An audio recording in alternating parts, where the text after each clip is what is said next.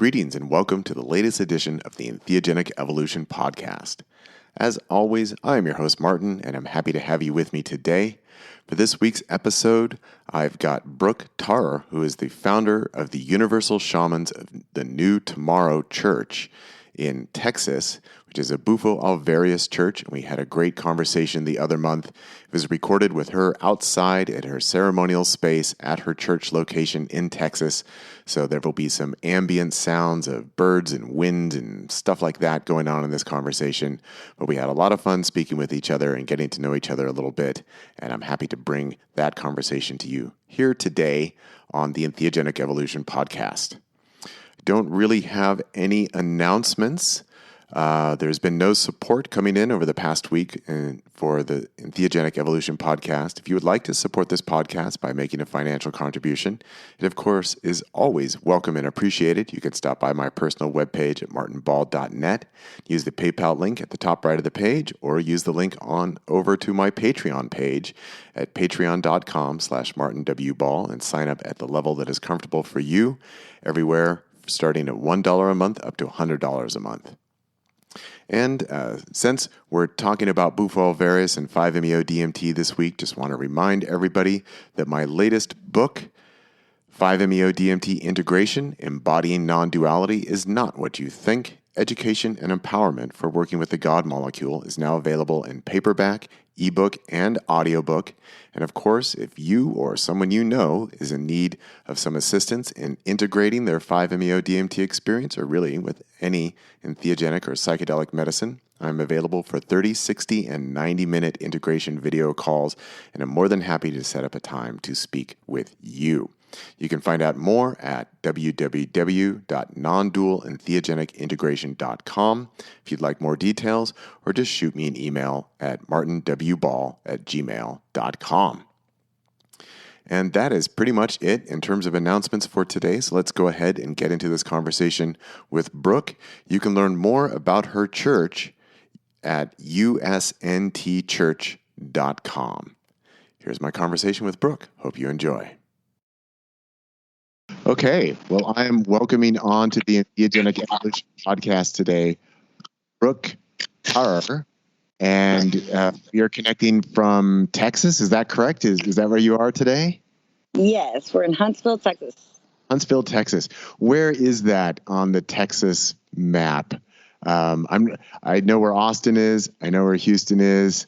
I know where El Paso is. But where's Huntsville? So Huntsville is about an hour north on I-45 from Houston. Okay. And yes. Is this where you're based from? Did you grow up there? I mean, how'd you end up in this area of the world? So actually, I was born and raised in Pearland, Texas, and that's about an hour south of Houston. And so grew up there, spent a lot of time in Houston, and, my later teen years, I guess you could say. And then we actually ended up getting our first place in Porter, which is a little bit north of Houston, as well for USNT, for our church. And then we ended up here in Huntsville when we needed to kind of spread out and have more room. Oh, well, it looks nice and green where you are right now.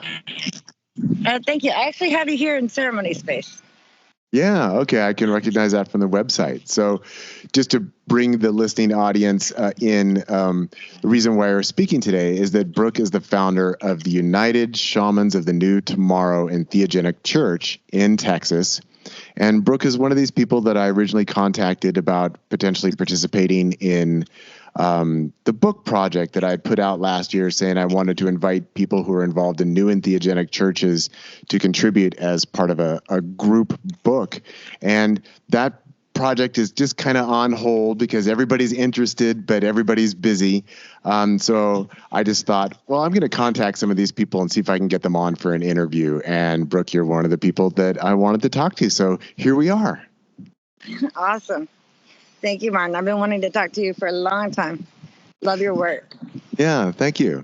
So, Brooke, let's go ahead and start with you. And I was looking through your website today. So this is anybody who's curious, if you want to go check it out online, it's usntchurch.com is the website. So I was just kind of going through, and actually just before our conversation, I was looking at, there's a little YouTube video that says USNT Bufo Various trailer, and I was just watching some of that and just kind of going through some of the materials. But obviously, you are the founder of the church, so you're the person that we want to start with. How did you get into the world of Bufo, and even before starting the church, like what brought you into this?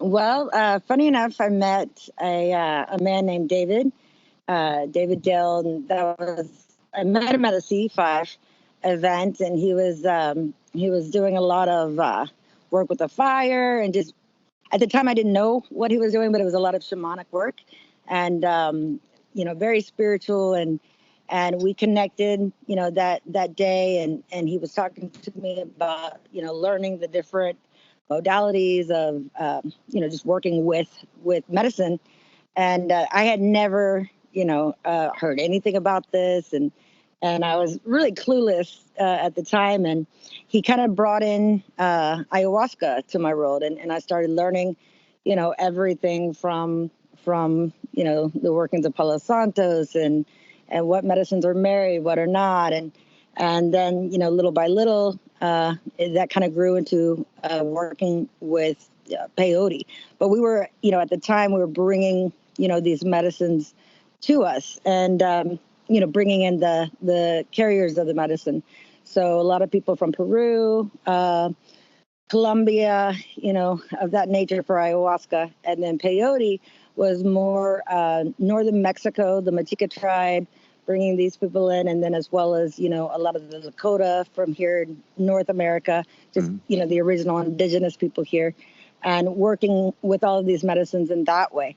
And from there, basically, there was a lady who came, and she was working with ayahuasca, and we had built a chacana on our ground, which is it's a Peruvian cross, or well, you can look it up, chacana.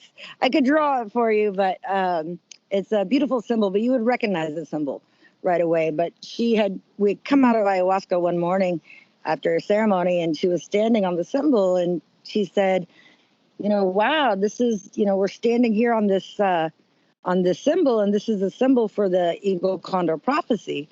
And when she had said that, I didn't understand what that meant. And so I started learning from her a little bit more about the prophecy. And from there, it kind of clicked with me, in the nature of things. The prophecy is very multidimensional, but in the medicine aspect of it, the prophecy seemed to be, kind of unfolding before our eyes. And right around that time is when Madhu had come into our life, and he had brought Bufo, and he had served me Bufo. This was back in 2016, I believe. And so when that had happened, it became really clear that well, as you know, Martin, that there was just no comparison. When I first had Bufo, it was, my world just kind of went, okay, this is it. This is it. So I knew immediately that this medicine had the potential to really change the world in a huge way, and kind of been, well, not kind of, but absolutely been devoted to the work of the medicine, and very specifically Bufo from that point on. Yeah. So we started with ayahuasca, peyote, and we're just strictly that for about 2 years, and then Bufo came in and kind of changed all of that. Yeah, so it sounds like your entry into this world of psychedelic medicines really was founded on sort of this ceremonial approach. Was that your first entry into this, or were you like one of these people who, I experimented with mushrooms when I was younger or something like that, or was this just more this just solid ceremonial foundation? No, actually, so I had experimented when I was younger, and it's funny Martin, we actually share a lot of the same experiences. I went, now much younger, but I went through an entire phase where, honestly, I would say it was about a 9-month period where I was just trying to figure out Salvia divorium. And Oh, I just I thought, there was something there, and it would just blew my mind. It truly blew my mind. It still does. I haven't, experienced, that medicine in a long, long time. But I'll never forget it. And then I'll never forget hearing that, that you had experienced that as well. And then also during my work with ayahuasca, we're talking weekend upon weekend upon weekend where, these people were bringing the medicine in, and I was, constantly sitting with ayahuasca. And then at one point they brought in Yopo with ayahuasca. And so at that point, I really felt like Yopo, like the draw that Bufo became for me, or the absoluteness of Bufo, there was, I guess, like a glimmer of that with Yopo. yeah. Where I kind of felt like, oh, this could be something, or this could be it. And so I was really, my heart was really, really focused on Yopo for a long time. And then, of course, Bufo came in and just blew everything out of the water at that point. So. Yeah. So it's interesting that you mentioned that, of having worked with all these other medicines, and especially with the ceremony and, that whole approach, and then having your experience with Bufo. That, like, I was on a call with somebody the other day and they said, now that I've had 5-MeO DMT, like, is it okay that I'm not really interested in ayahuasca anymore? So it's kind of a common theme that, just the totality of the experience, and also just how profoundly clear it presents to many people. It really is a game changer for a lot of people once they have that experience. And it's not that you end up dismissing any of the other psychedelic medicines, but it just enlivens a passion where it just becomes like, yeah, this is the way, this is the one. And that sounds like that was your experience. Absolutely, Martin. Yes, 100%. Yeah. So then, in getting into the role of facilitating it, what was that process like for you? So you were already hosting people there on your grounds. You were already bringing in people. Did you get into the role of facilitating, or were you bringing in others, or how did that look? How did that work for you? So for a long time, I was just bringing in others, and then I would bring in Madhu, who would serve the medicine. And we were the first, I was the first person in the U.S. that he actually served. But he started, coming in basically, I would say once, maybe twice a month for about a year. And so I was learning, from him, and through him, the different techniques of serving the medicine, different ways of working with the medicine as well. But, I was both bringing in the people for him to serve, and then just kind of doing the footwork, alongside him, helping him and, going through the motions. I'm not sure if you've heard of Dr. John Yes. up in New York. Yeah. So John's a good friend of mine, and he was basically the person after me that he kind of took Madhu in at that point up in New York, and started, John started learning from him at that point as well. And so, so at that point when he started working more so with John, that's when I started working, just hands-on with the people, serving people myself. Yeah. So Madhu is actually someone that I've never had on the podcast. He hasn't really come up other than in sort of these side conversations like you're mentioning now, that I have interviewed people who were trained either by him or by Dr. John, or within that family. So maybe you could tell us a little bit about that, because when I was looking at the website and I noticed, okay, people are wearing white and red sashes, I said, this looks like this is part of, Madhu's school. I don't know if he has a name for, what his program is or what his methodology is, but maybe you could just tell us a little bit about that for anybody who might be unfamiliar and kind of what that entails. And well, honestly, Martin, that's really, so I love Madhu with all of my Mm-hmm. heart. So love him because, of course he brought this medicine into my world, and that in and of itself changed everything. But there's not really, Madhu doesn't really have a technique, or there's not, other than the way he served using the mats, and of course the white and red, Mm-hmm. um, and the eclipse vape. That's really the only uh, actual same thing, that we still incorporate. However, the white and red, the information with that came to me through the medicine. While in the medicine and working with the medicine, and really developing that relationship, with Bufo, the white and red became kind of like the, I guess you could call it my understanding, because of course I know there's no words, there's no vocabulary or language for Bufo. So the best way I could describe it, with the white and red, the understanding that I came to with Bufo is it's more so like the archetypal colors of creation. So it's like when you go into source, which I believe is what happens really with Bufo, Mm-hmm. you go into that source creation, the physical embodiment of that, would be representing the white, the physical representation, being the masculine form with the sperm, and then the red belts going across our belly buttons, that represents more so of the moon cycle of the feminine energy. And so the red and the white, together kind of, symbolically represent, that going into that source of creation, which is kind of where, I believe is where we quote unquote go.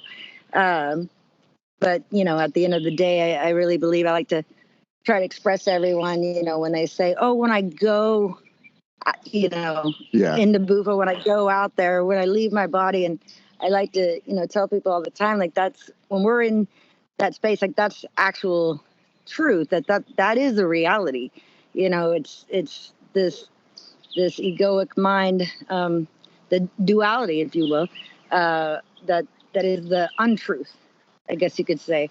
So it's really just going into to pure source, into that non-dual state of of what actually is, and that is the actual truth of anything, and it's everything else that kind of clouds that, I guess.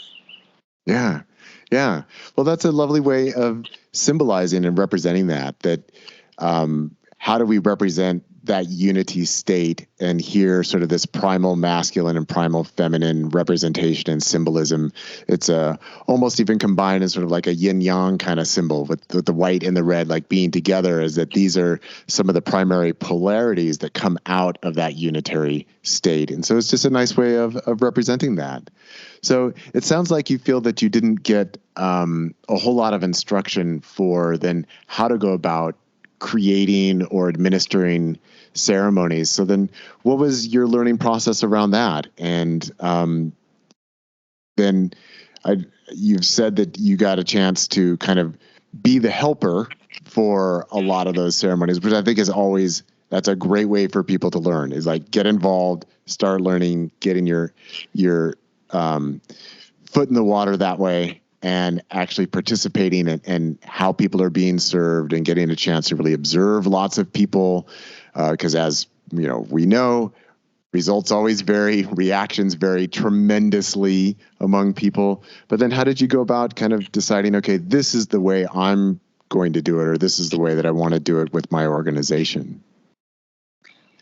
Well, through Bufo, honestly, through what I would call, the only way I know how to describe it is, with the relationship that was formed, with the medicine. And a lot of it was, kind of breaking down the barriers of time, that construct. We were doing the four directions prayer for a long time to open space, which I had brought that to my ceremonies, through the medicine of peyote.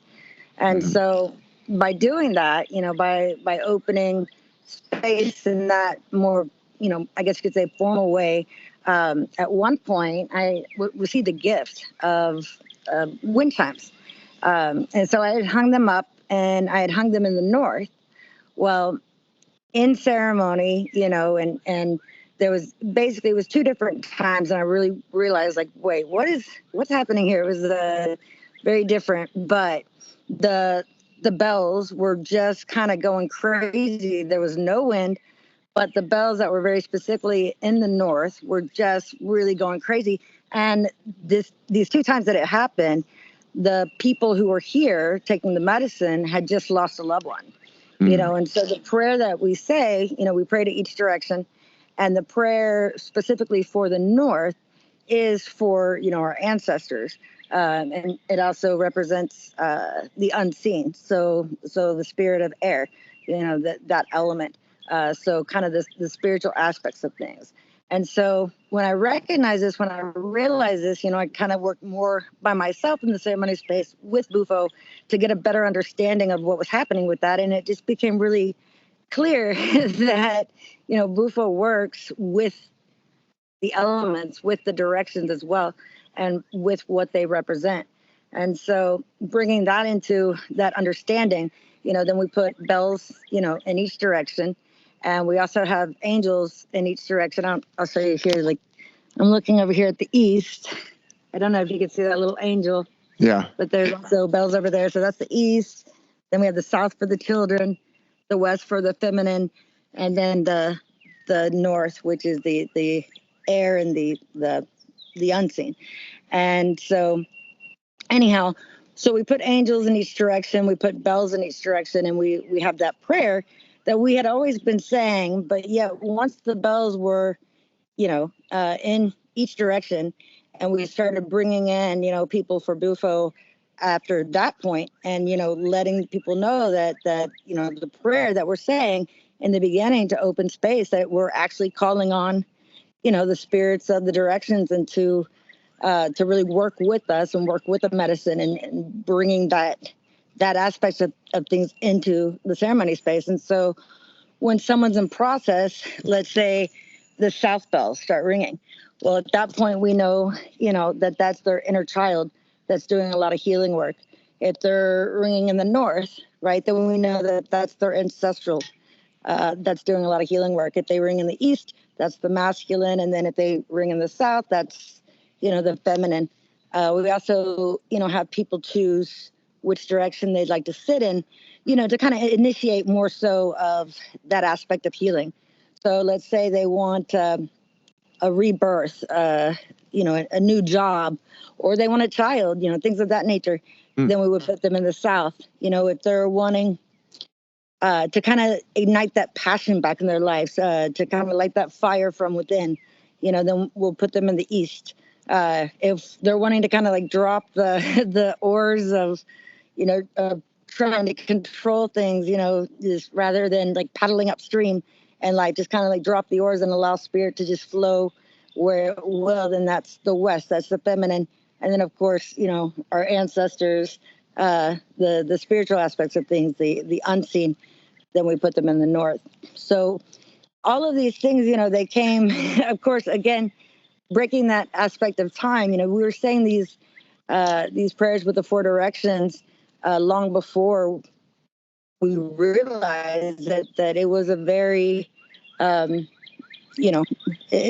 were actually praying for something that it was beyond us, that I didn't even realize was really possible. And then here we are now, incorporating what the prayer actually says, and utilizing spirit in that way, and allowing it to kind of flow into the ceremony space, and work with people in that way. So it's really just, I mean, it's Bufo. So it's kind of funny too, because you asked, about deciding on how I do things, and, with our ceremony. That's the craziest part, Martin, is because there's never, well, it's Bufo. So I like to tell people, the only thing I can say for sure is you can't be infinite and done. And yet when you're going into that Bufo space, you're going into source creation, which is infinite. And so it's always evolving. It's always, changing and upgrading, always to more amazing light bulb moments. They're just constant. So there's not really an end all be all of ways that we do things here because of, the fact that we're working with a medicine that can't be done, that can't Right. be, it's limitless. And so with that understanding, we keep it open and we just flow as best we can. Yeah. So I just want to take a moment to describe for the listening audience kind of what your ceremonial space looks like here from my end. So basically what I can see is it's a large open circular area. It looks like a kind of sandy soil, very light colored. And then around the edges of this very large circular area, we've got a lot of green trees and green grass, and it's very flat like a lot of Texas is. But it's basically just a big outdoor space, and it looks like you have a place for a fire in the center. And based on the photographs that I've seen on the website, that when you guys are having ceremony, you've got mats out kind of placed radially around the circle. And as you were describing, that then if people have a various symbolic call that they feel to a certain direction and feel that they want to work with the kind of complex of symbolism and energies that they might position themselves on different places within that circle. But this is basically the church. This is the temple space, is it not? Is this open, green, sandy area? Yes, absolutely. It's very, very open. People get surprised. They'll come, to the house and, and they'll wait, for us to start ceremony. And then we all start walking to the back and people get nervous and say, oh, where are we going? They think that we're having, the ceremony inside, and it's not at all. I mean, if we can help it. Not that there's anything, bad about working with the medicine inside. It's just, to be able to work with elements as well and bring that in. It's just a beautiful, beautiful experience. Yeah. Well, it definitely looks like a nice space, and I'm enjoying the sound of the birds in the background right now that I'm hearing on your end. Thank you. My birds are chirping here too, but my windows are closed. But the black-headed grosbeaks just showed up the other day, so they're out there making a lot of noise right now. Yeah. Beautiful. Yeah. We also have a little river in the back here. I can actually walk you there. Where we have I don't know if you could see from this way, but we have a little area that goes down. These are stairs, and then a nice big sandy lot, and then that kind of dips down, and then there's a large creek there. Oh, nice. Well, it definitely looks like a beautiful spot. So this is the church. If I read this correctly on the website, correct me if I'm wrong, but it sounds like the church actually officially started back in 2016. Is that correct? No, we became our focus, with Bufo. That changed in 2016, but our church actually started in 2014, 2015. Okay. So let's go back to that time period then. So just if I understand the chronology correctly, this is when you had been doing ayahuasca ceremonies, peyote ceremonies, bringing people in. But that's a big step to decide I'm going to put together a church. And so you're a little bit early in the sense that lots of people are doing this now. But this was now 10 years ago that you started. So what's the inspiration for deciding I want to create a church where we can do this? Honestly, Martin, I never wanted a church. I didn't, that wasn't exactly my plan. Really, back in the day, I just, I did not, feel right. I never did really when I was going to school to be a teacher. And then I started teaching, and then I was just teaching kids how to take a test, really, how to pass a test. Yeah. And it just, the system, I started studying, trying to understand why the system was the way it was, and just wanting to not conform to it, I guess you could say anymore. I was just, looking for the truth of things. I've always been a seeker in that way, but yeah, never would have imagined that I would have started a church. But it was the medicine, honestly, when I started working with David and the medicine that he brought in, which was ayahuasca. And, going back to what you had said with a man asking you, is it okay to not go back to ayahuasca? Yeah. Things of that nature. What I tell people with that is, ayahuasca she's amazing. She's phenomenal.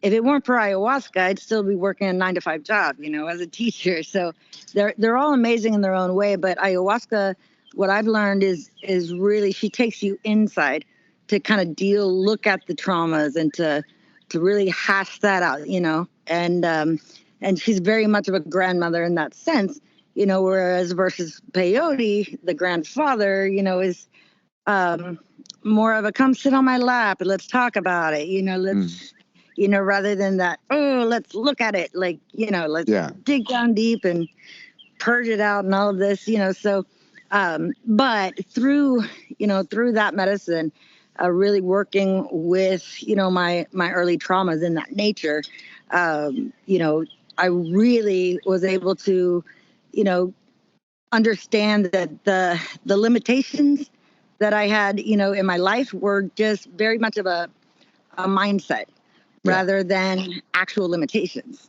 and so having that understanding from ayahuasca, I was like, well, okay, so if that's the actual case, then let's change things. And from that desire of realizing it was just my mind that were putting limits on myself at that point and wanting to change things, I just went directly with the medicine that was changing things, in my mind for me. And so I was like, okay, well, let's get this to the world.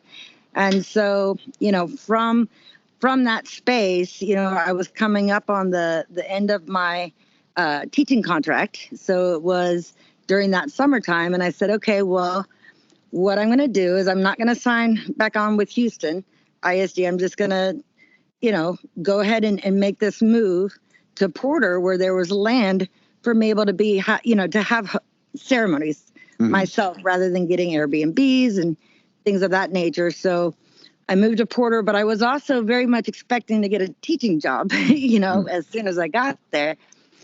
And all of those doors closed.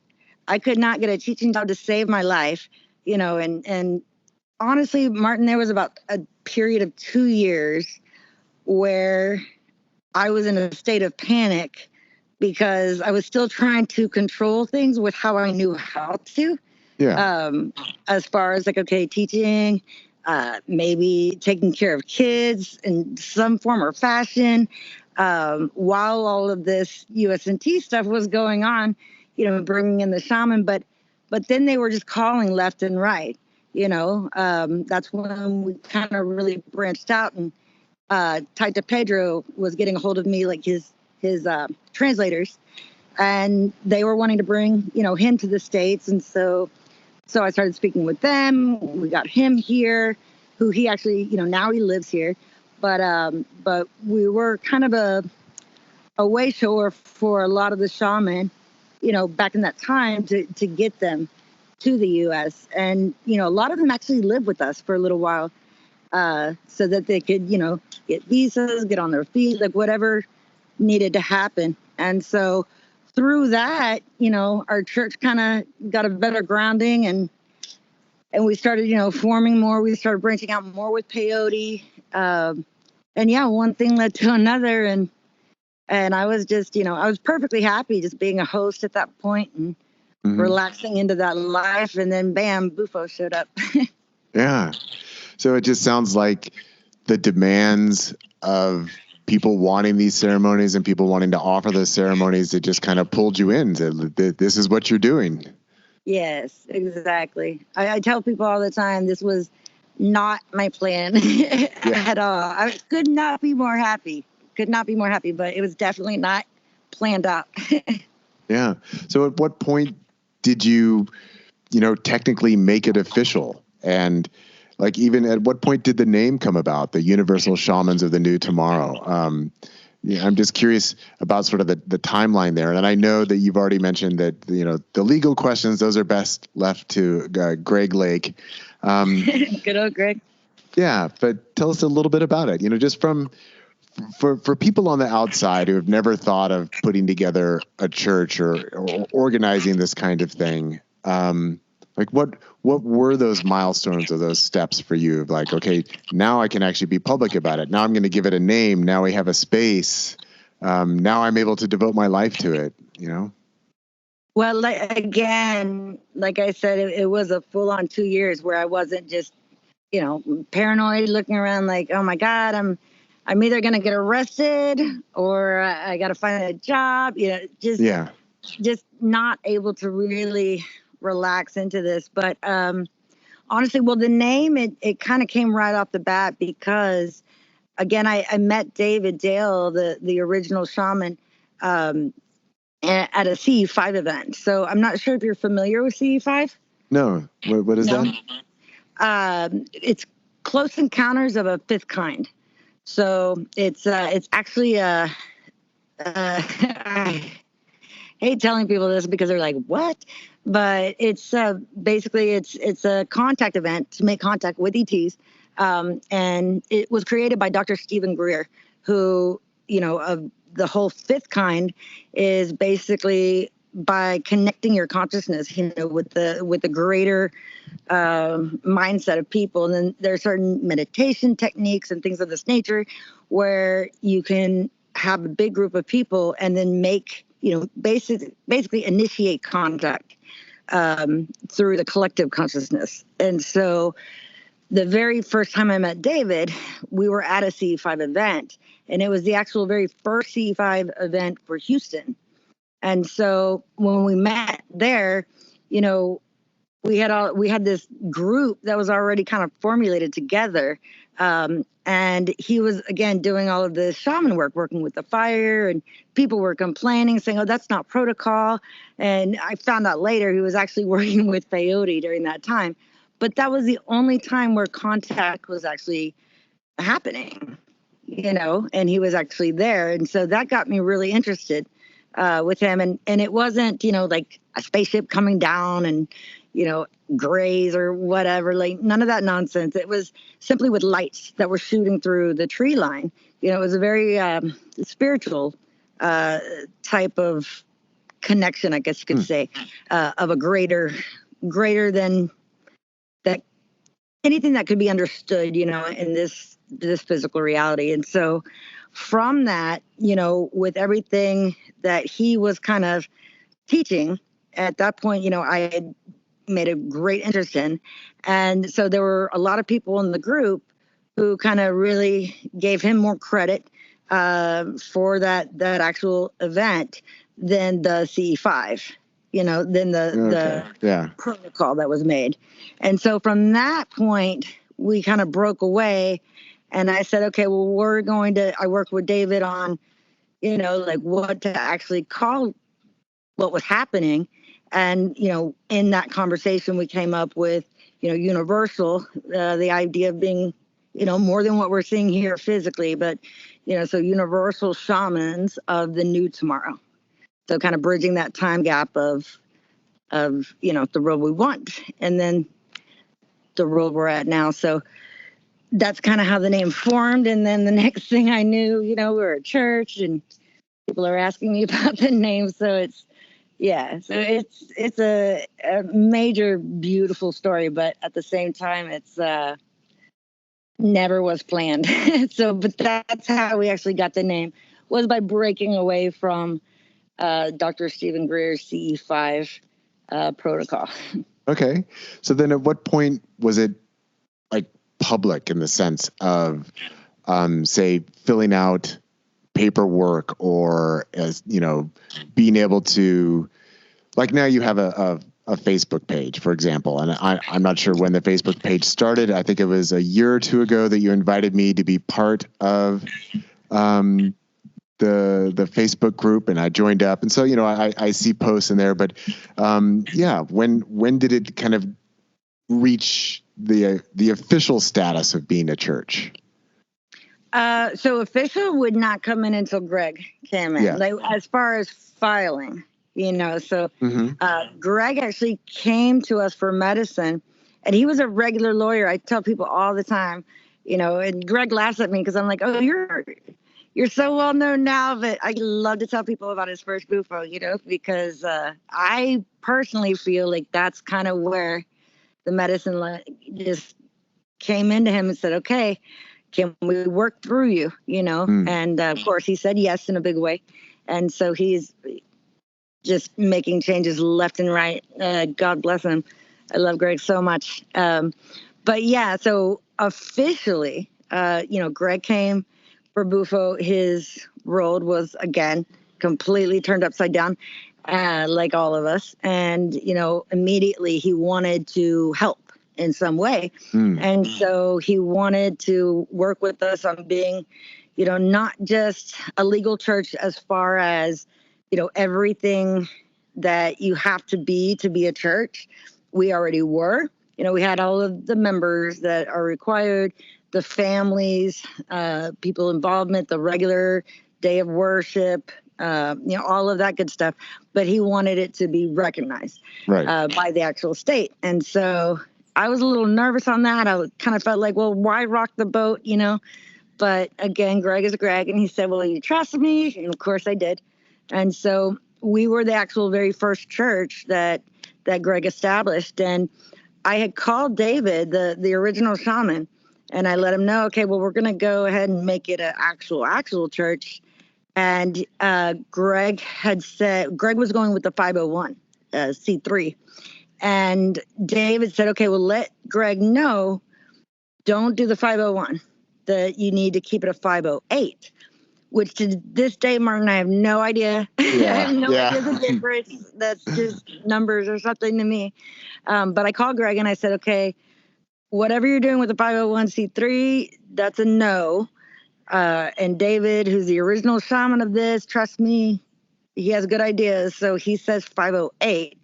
And Greg was like, well, I'll look into it.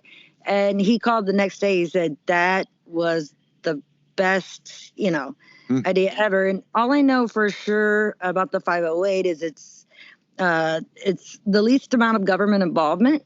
It's the same that the Native Americans have. So it's, if someone's going to donate to the church, they can't really write that off, but there's, it's still a legally recognized church, but in our own little way. That's the most I can really explain to you, but we are 508, whatever that actually means. And it's worked really well for us so far. Yeah. So what year was that done? I'm going to say 2021, maybe. Okay. So then so definitely then for a number of years, you were kind of operating as a church, but no legal paperwork or filing. And so still kind of under the radar, but still within people's, area of interest that obviously you're hosting all different kinds of people. So that must have been quite a transition then to go from sort of keeping it on the down low in a sense to, okay, now we've officially registered. But I'm just curious, like in terms of the local community, like did people know what you've been doing on the property, or was that something that you felt that you couldn't be open about? I'm just wondering about those aspects of your life.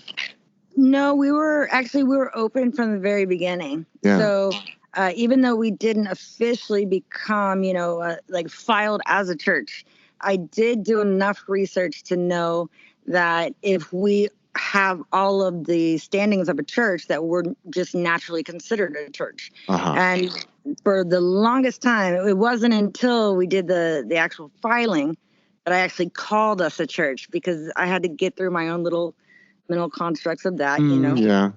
So, so like there's a new, I don't know really if it's new or not, but the unchurch, I was like, that's brilliant. Whoever thought of that. Yeah. But, Stephen Kirby. Yeah. Yeah. That's also, it was through you that I was listening to them. And so yeah, I was just like, wow, that's brilliant. They're awesome. But I didn't think of that. So I had to get through a lot of those mental breakdowns, before I went ahead and said, okay, I'm on the ball with this, and I'll go ahead and call us a church and file like that.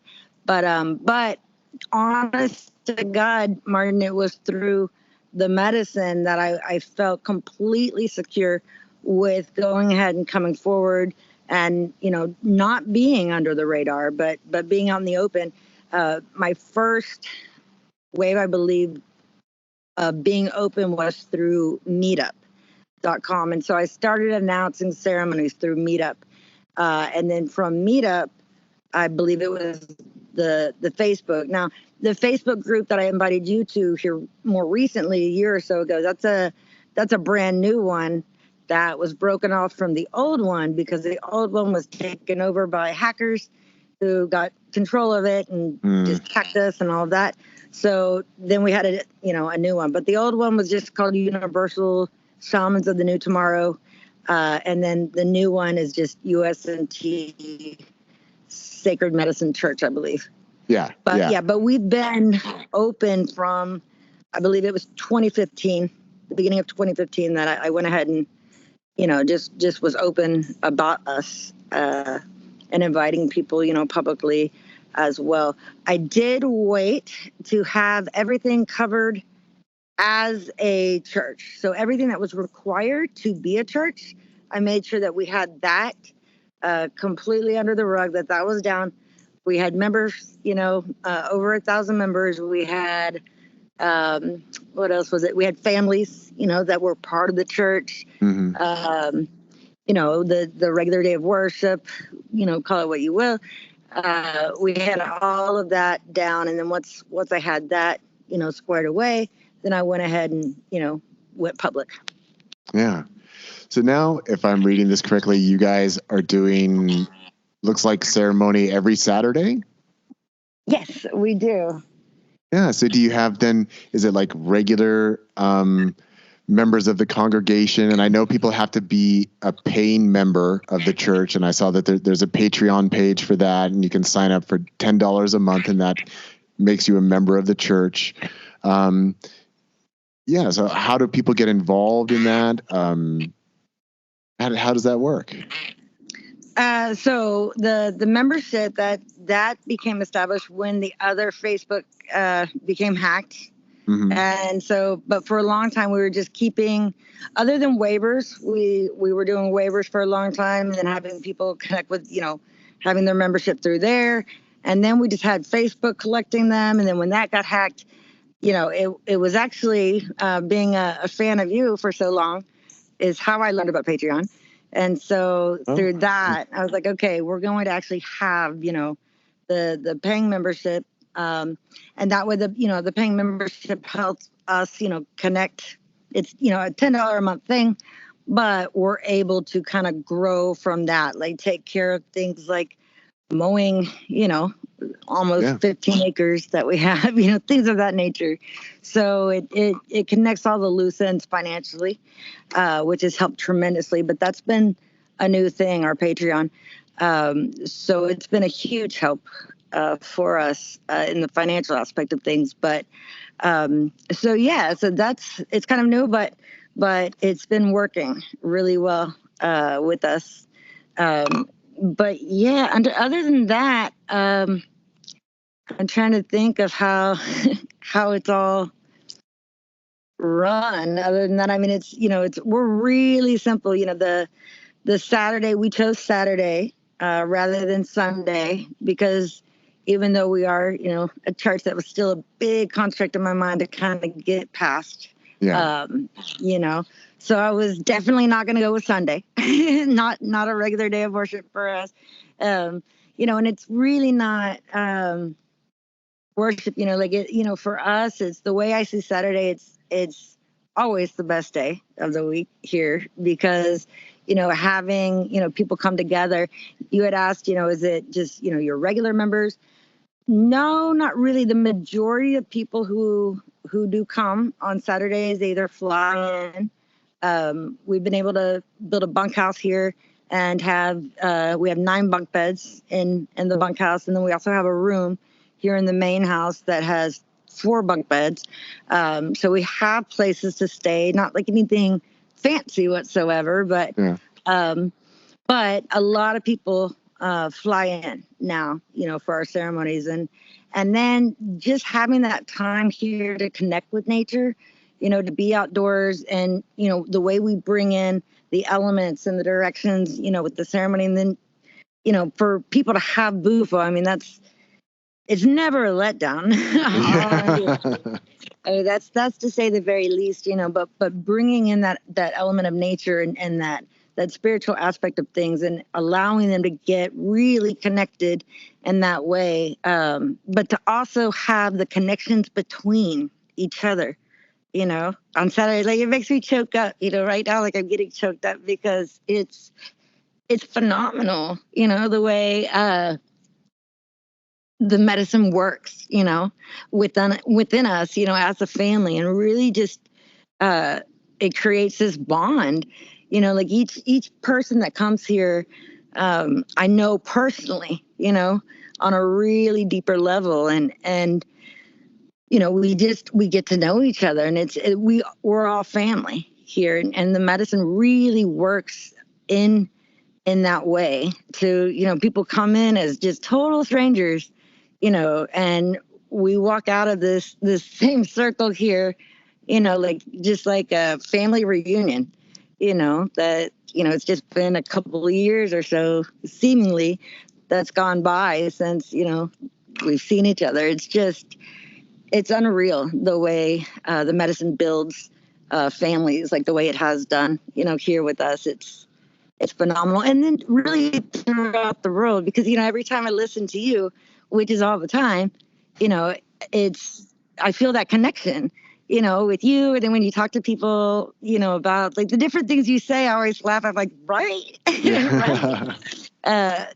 All of it, like I try to explain non-duality to people, all the time. But, so it's, even though we're talking for the very first time, I feel like I've known you forever. And it's just that relation, that bufo, I feel, really pulls people together in that way, and is working through us for something much bigger, than we could ever really comprehend. Yeah, and it sounds like it's a very nice environment for people to have that connection, and I definitely know what you're talking about, where it's kind of like that bufo love bomb, that 5-MeO love bomb opens up. And like, I was looking at some of the photos on the website, and again the video, and kind of typical of seeing people hugging, people crying, just that sense of, you can tell that people are going through very, very profound, very deep experiences, and they're really getting a lot out of it. And that sense of being seen by others, and knowing that you now have people that you can share this very profound experience with. It just has that family community kind of vibe to it. So let me ask you, it's kind of an interesting question around, when people are doing therapy, quote unquote therapy with psychedelics. Like, a big emphasis these days is on doing pre-screenings of people and doing a full medical checkout and all of that. And, these are for therapeutic medical reasons. But churches don't always operate that way. That churches are more open to, oh, you want to come participate. So I'm curious, do you guys do medical screenings? Do you look at that? Is that a question for you? And what would happen if somebody came and it felt like, this isn't really right for someone? That's just, how do you navigate that as a church? So absolutely. Well, everyone's welcome regardless, Now, as far as medications, I always tell people this is where, it can get iffy. And then I let people know, if they are on, whether it's an MAOI or an SSRI, that those are the big ones that we look at right off the bat. And, everyone here knows that if it's an MAOI or SSRI, it's at the very least 14 days, but then we have to look at each medication and see, what it is from there. But they're all allowed to come, and be a part of the ceremony every Saturday, regardless, until they're able to do it. Now, some times, we legally we cannot say you have to get off this medication in order to do this medicine. Basically, we just say we can't serve you while you're taking this, etc. Sometimes I'll require a doctor's note saying that, yes, it's okay for this person to be off this medication. And I'm saying, okay. And it's funny because the times that I've required that, I've gotten the doctor's notes. So, Yeah. But yeah, it really, really comes down to just being very personal with the person and letting them know, it's for their own health, it's for their own safety, but that they are welcome to, come and participate in other ways. And a lot of the times the medicine works, through just being here in the circle and observing. I've seen a lot of people affected just by being in the environment. Yeah, that's one of these really interesting features, I think, of 5-MeO DMT, where this is a common remark that people make, is that they didn't take it themselves, but then just being in that space where people are having these very large or dramatic events and big experiences of love or releasing, that other people are affected by that, and they feel that, and they feel like, wow, I went through something just being in this other person's presence as they were having this experience. So I could definitely see that working. Right. Yeah. It's amazing. And again, one of the reasons I love you so much, Martin, is because when I listen to you, I feel the passion, that I have for this medicine is matched. I'm not going to lie to you. It's you and Rock Razam. And I love it. I can't get enough of either one of you guys, but I feel like that's, when I listen to you guys, that we may not have the same views on things, but when it comes to a love and passion for this medicine and what this medicine is doing, it's just, I feel right there at home, with you and Rock. Yeah. Yeah. Well, I really appreciate you saying that. And I know what you're talking about, that there's the vibe there. Yeah. So tell us a little bit more about the ceremonies themselves. Like when on church day, Saturday. Church day. Yeah. How does it work? How does it flow? So, well, usually we're out here setting up. I mean, it's all right now. It's got pine needles and stuff, but we have the sand pristine, as wide as possible. We have the fire going, and we have a mat in each direction. So the 4 directions with the mats. And, we have people come in, and we have a sign out, in the front and the walkway, letting people know to shut off cell phones, to be quiet, and to take off their shoes, to just be respectful and mindful that they're walking into a sacred space at that point. And when they do, they come in and they're, blessed with kopah, kind of to cleanse themselves with. And then in their left hand, we give them tobacco.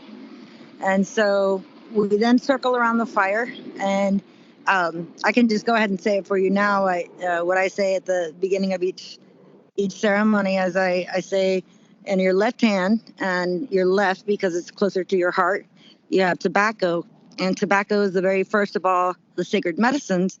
Our ancestors taught us that, that it's the first. They said, because when you put your prayers and your intentions into the tobacco and then you put your tobacco to the fire, they believe that the spirit of the fire carries your prayers and intentions to the heavens. And from our ancestors' first prayers and intentions, the answer to those prayers came in the form of all of the other sacred medicines.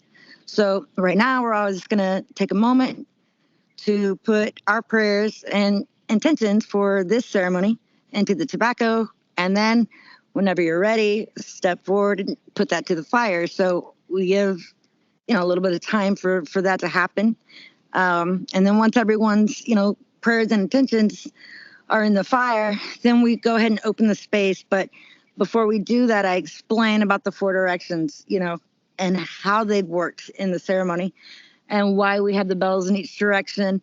And when, if you're ever trying to remember what bell's going off and why, then just, have the angels as a reminder of why. But letting them know that prayer is what we're actually praying for, is for their guidance and their protection throughout the ceremony. And so we start with the south, and we work our way around and pray to each direction.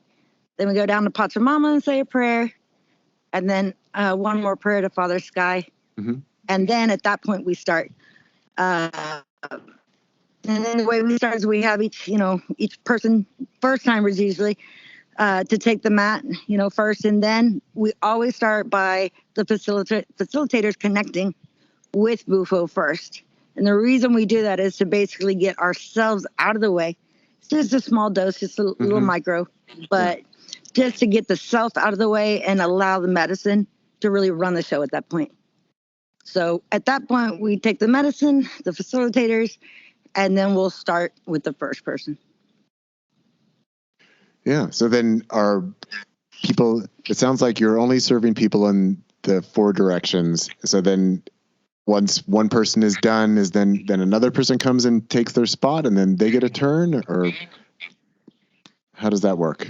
Yeah, we don't leave the first person until they are completely done.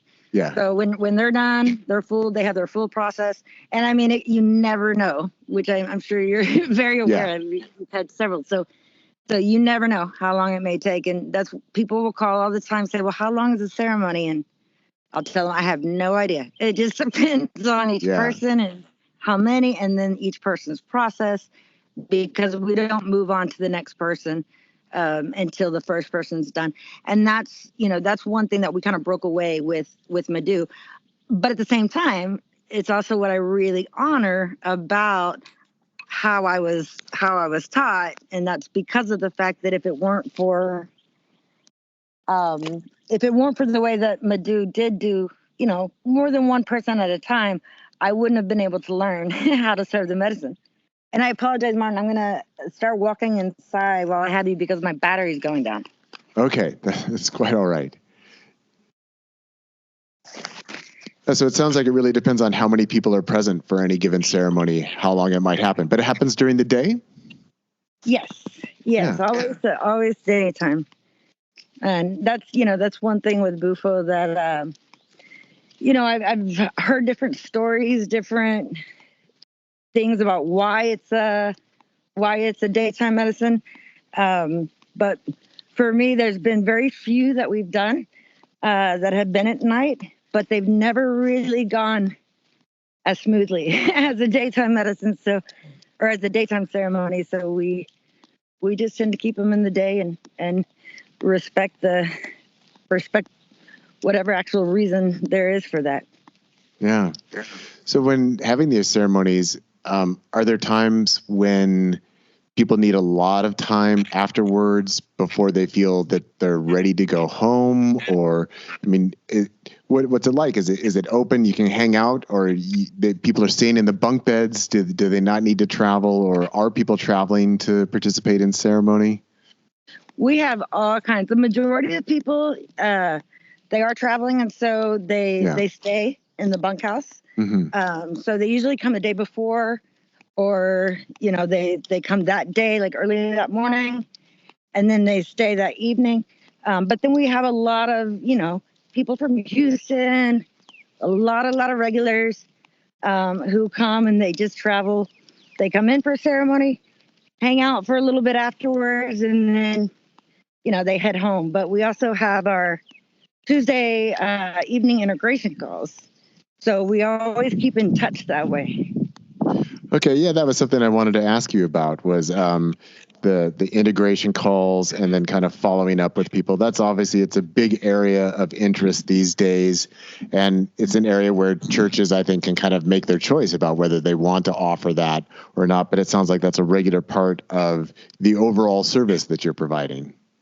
Yes, definitely. And I tell people all the time, I mean, for me, integration, it's nonstop. It's at every aspect of life, really. Yeah. So it's kind of hard to pick a time, to integrate. It's almost a silly concept to me, so a lot of times I'll have people keep a journal, and then bring that out on Tuesday. I tell people a lot what I've learned with Bufo is synchronicity is kind of like the language of spirit, and through that, by keeping up with all the synchronicities, it's almost like communication, with that aspect of yourself, the higher self. And so, a lot of our people, they'll keep journals and fill everybody in with all the synchronicities, and it's just beautiful, really. Yeah. And do people come to the integration circles just to kind of perpetuate community? In other words, like, are they showing up on a regular basis, or is it more, do you find that it's people who, I've got something I really need to talk about, or is it just a mixture? Is it whoever shows up? Honestly, the Tuesdays, they feel more community, connection wise. Yeah. Keeping that, because, when you go home, it's so strange for a lot of people because they don't have anyone who they can talk to that understands this. Right. So I feel more so. Hold on one second. My dogs are going to be crazy. Oh, babies. But personally, I feel that, as far as integration, like the deeper, situations that come about, they usually just call me directly. Yeah. And do you find that there's a lot of that, or is it more rare for someone reaching out that's maybe having a difficult time or really has some deep issues that they're working on?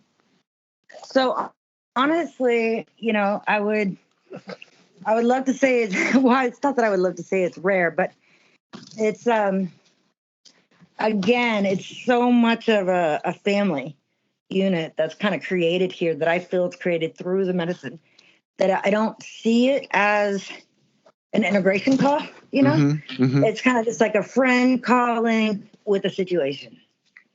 And from there, we just handle it from there. But, I don't really view it as, an integration type situation, because it's always, it's always with us. Like, this medicine it's never, it doesn't really take the time to say, okay, well, I'm going to pause here and have this. One thing that I do get a lot of calls are at nighttime, so, a lot of people having what they would call a flashback.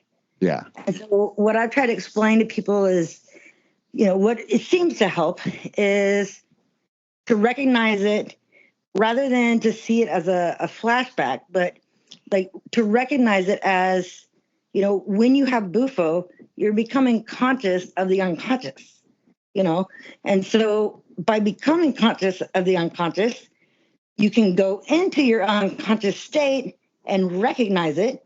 And that recognition kind of wakes you up. And then when it does, that's when a lot of people usually call me. And they say, I'm too afraid to go back to sleep because I don't want to go back into Bufo. And then I'll say, well, look at the good side. It's free Bufo. So, but, then I just really talk them through it and just remind them that, it's not a flashback. Like, this is truly their actual state of being. And they just become aware of it through Bufo. And so in that awareness, in that recognition, a lot of people find it, easier to go back to sleep. Yeah.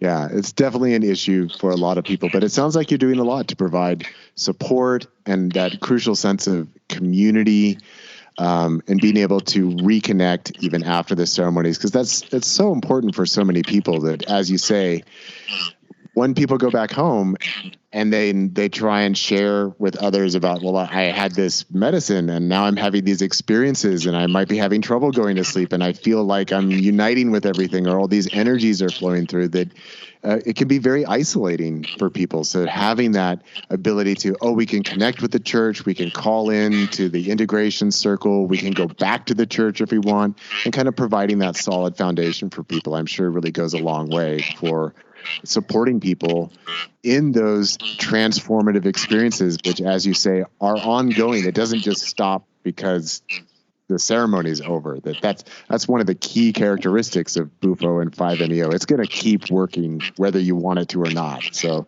you've opened the door. Absolutely. Right. And it's such a beautiful door to open to. And just another just quick comment too on that, just to add to hopefully people's understanding of this medicine, how miraculous it actually is, that it was never, these integration calls, call it that or not, again, it's just the way it's viewed here. It's just, family calling, saying, oh my God, this happened and this happened. It really is just, because once they've come here for the medicine and we've had that connection in the medicine, they are family at that point. And so it really is just these phone calls from your family.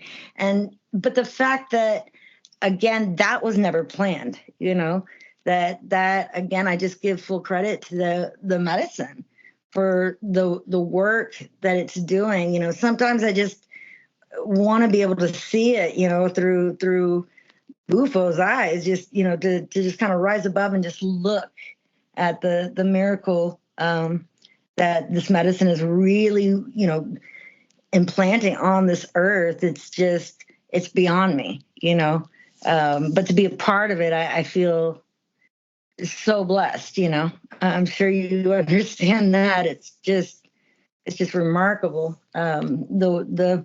The way that the medicine works and the bigger plan that it has to have, for all of these little ways that it's connecting people and creating families and just spreading its light, through the world. It's just remarkable.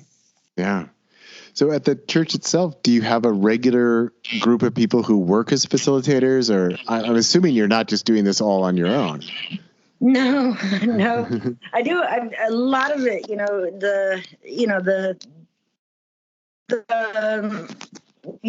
lot of it I do, on my own here. But again, it's through that relationship with Bufo that I find even the ability to do it, because a lot of people, they'll call it my work and I'll just laugh like, this isn't work.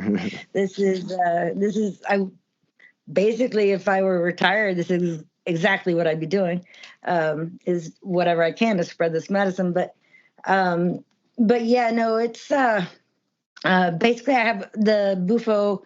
I changed the name from just the regular Bufo facilitator training to BEAR, which is Bufo Alvarius Relationship Immersion.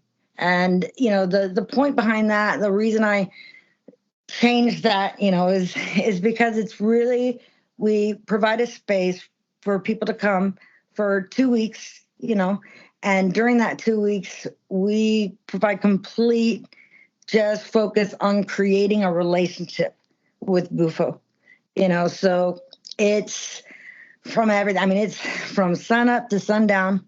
You're working in the medicine with the medicine.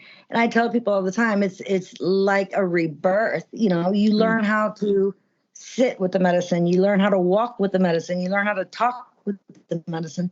You learn how to listen to the medicine and know when the medicine's speaking. All of these forms of, of creating a relationship, we put it all out there and allow that to form, itself between the person and the medicine. And then where they take that, it's kind of up to them, but we provide that beginning, for them. And then we provide, the church family and that support unit and ways of keeping the medicine held in a sacred way. It's not like I know all of your teachings and I absolutely love them. And for me, what I've learned with working with this medicine is, for someone to come here and to start working with the medicine, the most important thing to me, the way I can feel that the relationship is really genuine, or that they're really, that line of communication is actually there, is when they take that level of the way they're treating, the medicine, that the way they're working with the tobacco, they're working with the copal and things of this nature. And when they take that to kind of a higher level, I guess you could say, when they really embody it, I guess you could say. It's such a hard thing to put into words, but I can always feel, when they're really embodying it, and when that relationship is really starting to be established. And that's when, when their questions kind of stop, and then they go to Bufo with their questions. That's when I'm just like, yes, there it is, because it's for me, it's just one of those things with understanding the medicine on that level. Again, it's like how I feel when I listen to you and when I listen to rock, that level of passion. Yeah. That's where I'm trying to get people to kind of get that established with the medicine, because I feel like once that line of communication and that love and direct relationship is there with the medicine, then at that point the medicine is kind of in control of the situation with the person. And so that's what we provide. I don't like to call it facilitator training anymore because I don't want to give people the wrong idea. But just that establishing a relationship, we provide everything that we can to get the person there with the medicine.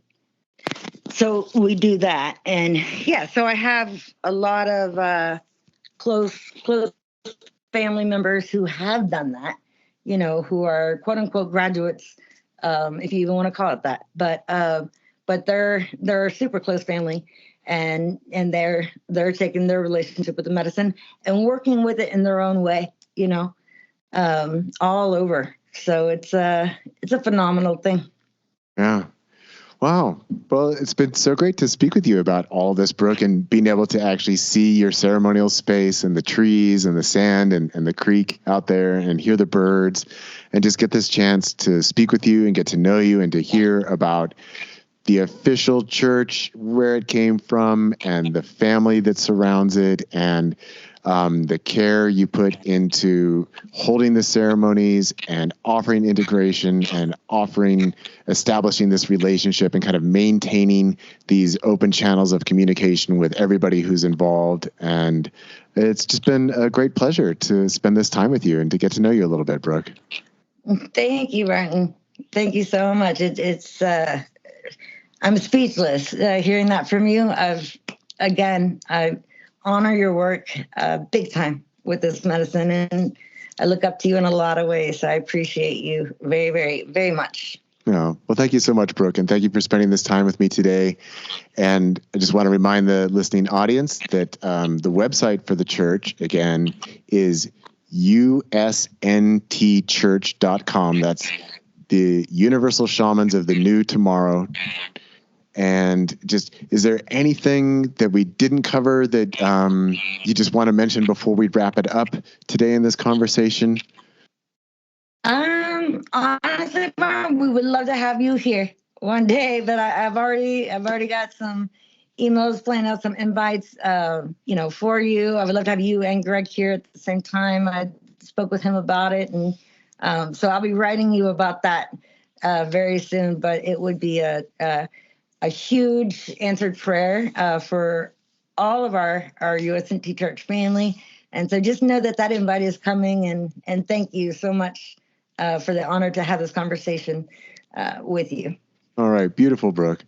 Well, I'm going to let you go to have the rest of your evening, and I'm going to go work on some dinner for my family, and just have a beautiful rest of your evening. And again, thank you so much for spending this time with me. Thank you, Martin. All right. I'll talk to you soon. Bye-bye.